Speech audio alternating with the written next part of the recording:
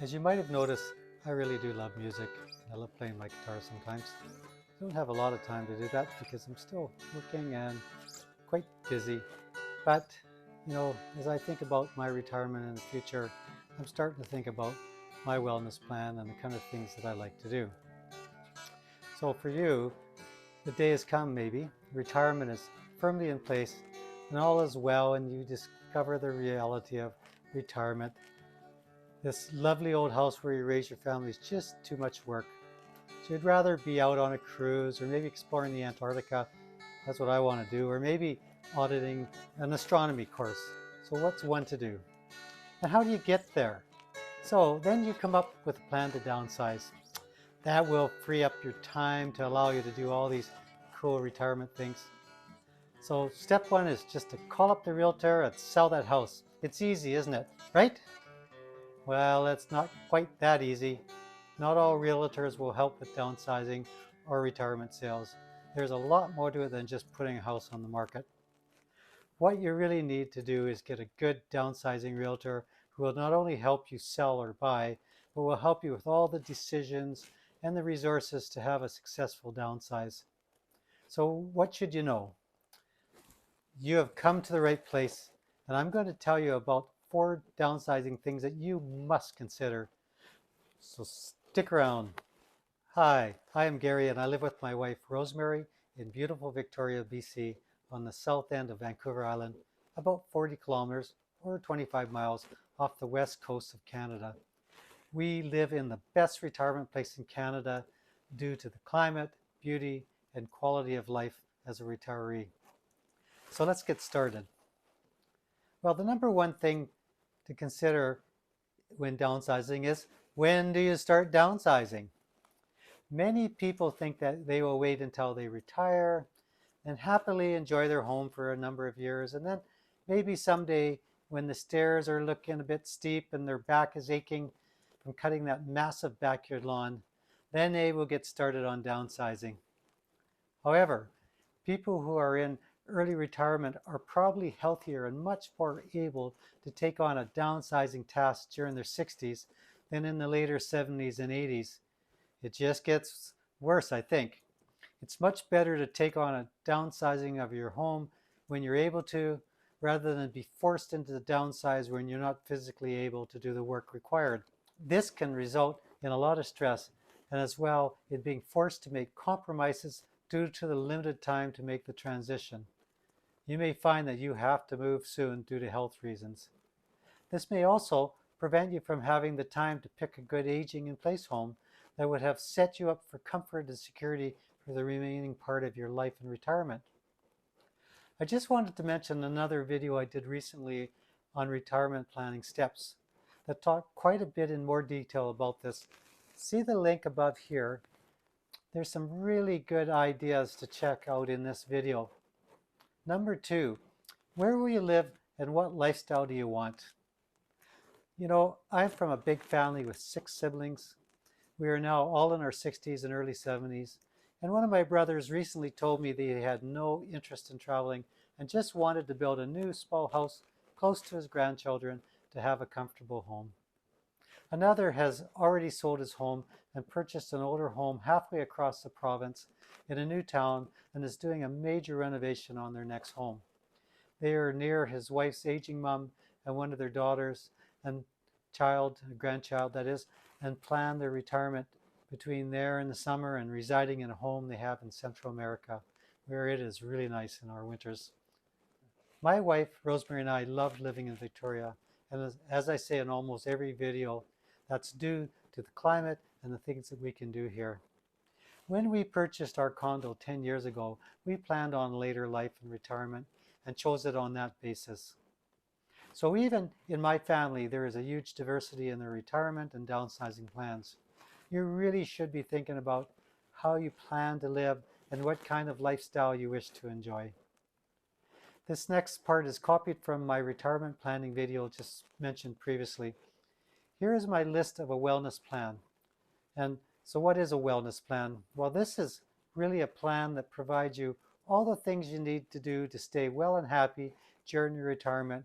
And these include such things as the kind of activities with family and friends you want to engage in, things that keep you mentally sharp and interested, exercise to keep fit with health benefits like walking and running or maybe a gym membership, and emotional things that help you. So do you have meaningful things to do that make you happy, like charity work, maybe helping people or mentoring or teaching? And will you be comfortable in your new home as you age? Think about the environmental aspects of that. And spiritual, are you spiritually active? Do you have a home church or other place of worship near where you plan to live, where you can be involved and stay connected? Start thinking of and recording activities you are interested in. By looking at the wellness factors and what you do now, you will be able to plan your retirement activities in order to ensure a vibrant retirement life. Number 3 is the valuations of selling and buying properties. One of the biggest mistakes people make when considering their downsizing is that they think that downsizing from their current home to the next smaller home will just give them this large equity boost with all that extra cash from selling their expensive home and buying the cheaper next home. They overvalue their current home because they're not really familiar with the market, and they forget that there are lots of costs for selling, like sales commissions, moving costs, costs to prepare the home for sale, and more. And secondly, they think a smaller home will be cheaper. However, newer condominiums, townhouses, etc. may have quite a bit higher cost per square foot, so a substantial decrease in the next home's floor space may be required in order to take any cash out for your retirement. There's so many factors to consider in order to determine this, such as where you plan to live, types of home, monthly strata fees, and more. It is really important to work up a plan of your financial costs in moving. Talk to your realtor to get a current estimate of your home value and average cost of the type of home in your new location.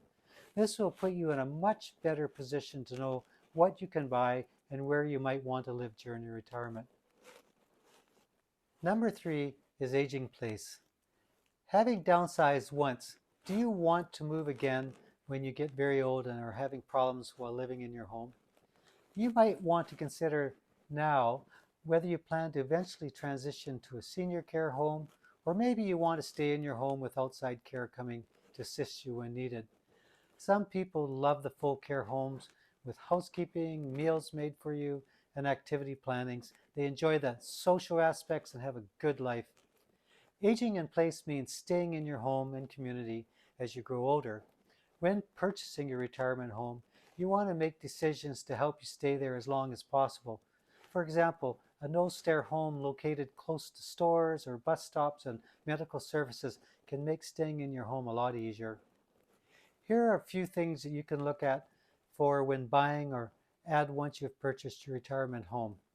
So at the home entry, you could have a no-step entrance, maybe an outdoor bench for sitting on, or non-slip surfaces.